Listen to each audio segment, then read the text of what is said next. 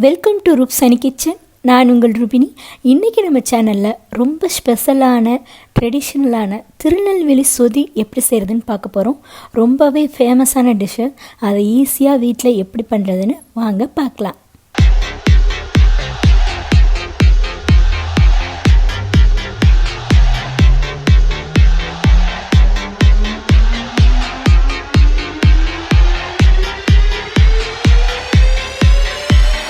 நான் இன்றைக்கி மண் சட்டியில் செய்கிறேன். நீங்கள் எந்த பாத்திரனாலும் எடுத்துக்கலாம்.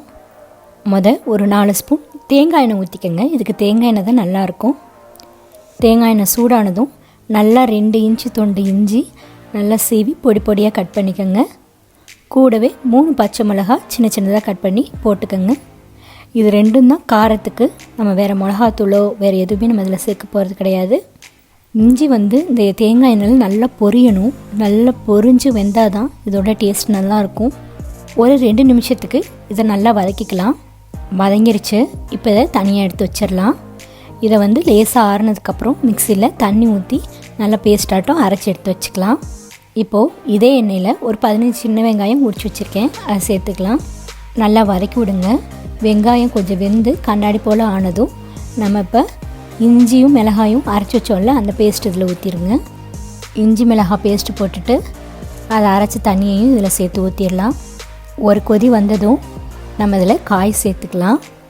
ஒரு மீடியம் சைஸ் உருளைக்கிழங்கு அதை எடுத்து நல்லா தோலை சீவிட்டு இந்த மாதிரி நீட்டமாக கட் பண்ணி வச்சுருக்கேன்.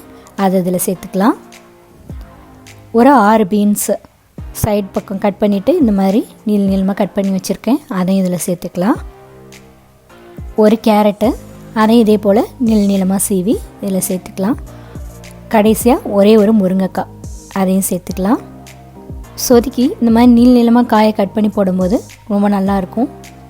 இப்போ இதை நல்லா ஒரு பரட்டிட்டு இப்போ நம்ம தேங்காய் பால் சேர்த்துக்கலாம். ஒரு தேங்காய் முழுசாக ஒரு தேங்காய் எடுத்து நான் பால் எடுத்து வச்சுருக்கேன். பால் 2ஆம் பால் 2 எடுத்து வச்சுருக்கேன். இப்போ நான் 2ஆம் பாலை ஊற்றி இதை கொதிக்க வைக்கிறேன். காய்கறியை வேக வைக்கிறதுக்கு நம்ம 2ஆம் பாலை யூஸ் பண்ணிக்கலாம். இப்போ 2வது பால்னால் உங்களுக்கு தெரியும் கொஞ்சம் தண்ணியாக இருக்கும். அதனால் அந்த தண்ணியிலே இந்த காய் நல்லா வேகட்டும். பாருங்கள் நல்லா கொதிக்குது. இந்த காய் ஒரு அரை வேக்காடு நல்லா வெந்ததுக்கப்புறம் ஒரு 100 பாசிப்பருப்பு குக்கரில் போட்டு வேக வச்சு நல்லா மசிச்சு வச்சுருக்கேன். அதை இதில் சேர்த்துக்கலாம். டம்ளர்னால் 3/4 டம்ளர் பருப்பு எடுத்துக்கோங்க. பருப்பு எடுத்து நல்லா குக்கரில் போட்டு மசிச்சு அதை இப்போ இதில் சேர்த்துக்கிறேன். இப்போது நான் சொல்கிற அளவு 3 பேருக்கு கரெக்டாக இருக்கும். ஒரு மூடி தேங்காய் 100 பருப்பு. இது 3 ஆள் தாராளமாக சாப்பிட்லாம். இப்போ இதை நல்லா கொதிக்கட்டும். இந்த தேங்காய் பாலோட இந்த பருப்பு சேர்ந்து வேகிறது ஸ்மெல் சூப்பராக இருக்குது. இப்போது சொதிக்கு தேவையான அளவு உப்பு சேர்த்துக்கலாம். நான் 1 டேபிள் ஸ்பூன் கல் உப்பு சேர்த்துக்கிறேன்.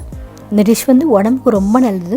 முக்கியமாக சூட் உடம்புன்னு சொல்லுவாங்களே, ஹீட் பாடியாக இருக்கிறவங்களுக்கு இதை சாப்பிடும்போது உடம்பு அப்படியே குளிர்ச்சி பண்ணி கொடுத்துரும். அந்த மாதிரி இருக்கிறவங்க இந்த டிஷ் அடிக்கடி செஞ்சு சாப்பிட்லாம். பாருங்கள் நல்லா கொதிச்சிட்ருக்கு.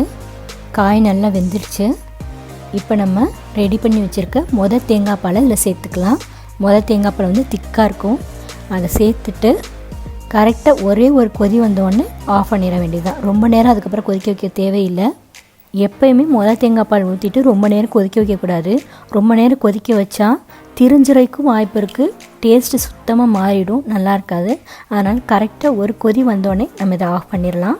ஆஃப் பண்ணிவிட்டு வெறும் கடுகு உளுந்த பருப்பு ஒரு கொத்து கருவேப்பிலையை மட்டும் தாளித்து இதில் கொட்டிக்கிறேன். தேங்காய் எண்ணெயை தாளிச்சிக்கலாம். இந்த சொதிக்கு தேங்காய் எண்ணெய் தான் ரொம்ப டேஸ்ட்டு கொடுக்கும். தேங்காய் எண்ணெய், தேங்காய் பால், அந்த பாசிப்பயிறு, இந்த 3 தான் டேஸ்ட்டு கூட கொடுக்குறது. இப்போ கடைசியாக ஒரு லெமனை ஜூஸ் எடுத்து இதில் சேர்த்துக்கலாம். அதாவது இப்போ ஒரு தேங்காய் முழுசாக போட்டால் 1 லெமன் முழுசாக போடணும். நீங்கள் இப்போ அரை மூடி தேங்காய் போட்டு செய்கிறீங்கன்னா 6 லெமன் போதும். அதுதான் கணக்கு. லைட்டாக அந்த புளிப்பு ஃப்ளேவர் வர்றதுக்கு தான் நம்ம இதை ஊற்றுறோம். அவ்வளோதான். சூப்பராக ரெடி ஆயிடுச்சு. ரொம்ப ஆத்தென்டிக்கல் டிஷ்ஷு திருநெல்வேலி சொதி. இன்றைக்கி எப்படி பண்ணுறதுன்னு பார்த்தோம். இது ரைஸு, இட்லி, தோசை, ஆப்பத்துக்கு சூப்பராக இருக்கும். நீங்கள் தோசைக்கு ஊற்றி இதை நீங்கள் சாப்பிட்டீங்க அப்படின்னு சொன்னால் அது ஆப்பம் போலேயே தான் டேஸ்ட்டில் இருக்கும். உங்களுக்கு தோசை மாதிரியே இருக்காது. அந்தளவுக்கு இந்த சொதி ரொம்ப டேஸ்ட்டாக இருக்கும். அந்த ஃப்ளேவரை நீங்கள் சாப்பிடும்போது தான் உங்களுக்கு தெரியும். அந்த பாசிப்பயிரோட தேங்காய் பாலோடு சேர்த்து சாப்பிடும்போது செம்ம சூப்பராக இருக்கும். அதனால் இதை கண்டிப்பாக ட்ரை பண்ணி பாருங்கள். நன்றி.